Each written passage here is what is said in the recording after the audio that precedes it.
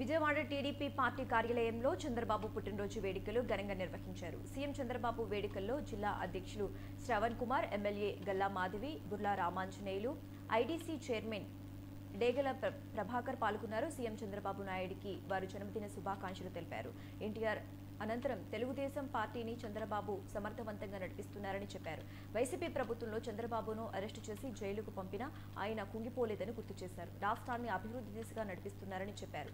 భావితరాలకు అద్భుతమైన భవిష్యత్తును అందించేందుకు సీఎం చంద్రబాబు నాయుడు P4 విధానాన్ని తీసుకొచ్చారన్నారు.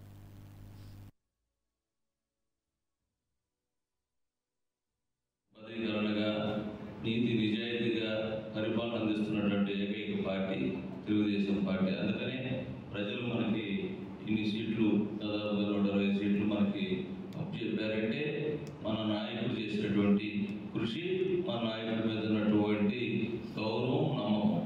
అటువంటి పార్టీలో మనందరం కూడా అనేక రకాలుగా నాయకులు కానీ కార్యకర్తలు కానీ మనందరం కూడా ఉన్నామంటే మనందరం కూడా చాలా ఆనందదాయకం.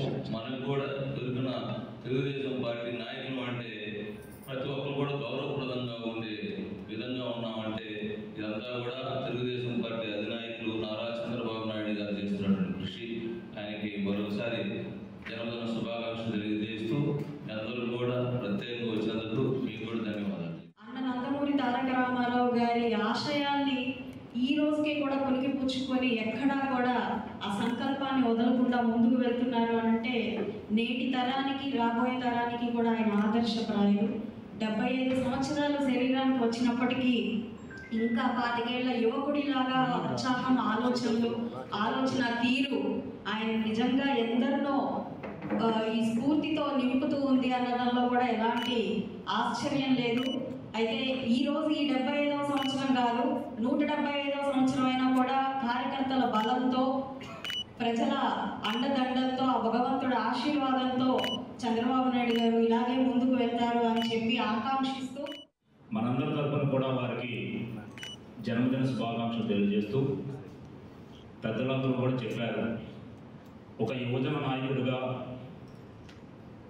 28 సంవత్సరాలకే ఎమ్మెల్యేగా, 30 సంవత్సరాలకి మంత్రిగా, 45 సంవత్సరాలకే ముఖ్యమంత్రిగా భారతదేశంలో దాదాపుగా ఎవరూ లేని విధంగా ఒక చరిత్రలో చంద్రబాబు నాయుడు గారు రాజకీయ ప్రస్థానం కొనసాగింది.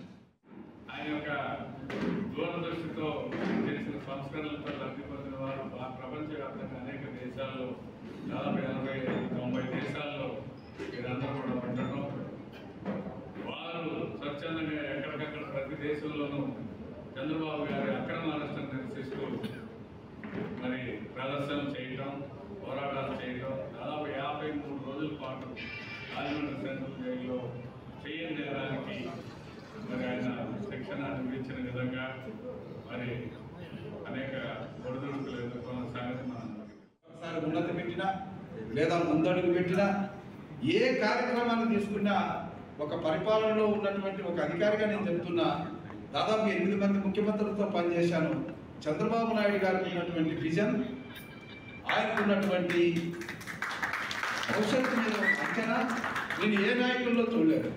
పెద్దలు ఆయనతో మేము ఇంకా చాలా చిన్న అధికారమి, మా పై అధికారులు వెళ్ళేవాళ్ళు కానీ మేము ఫైల్ పట్టుకొని వెళ్ళేవాళ్ళము.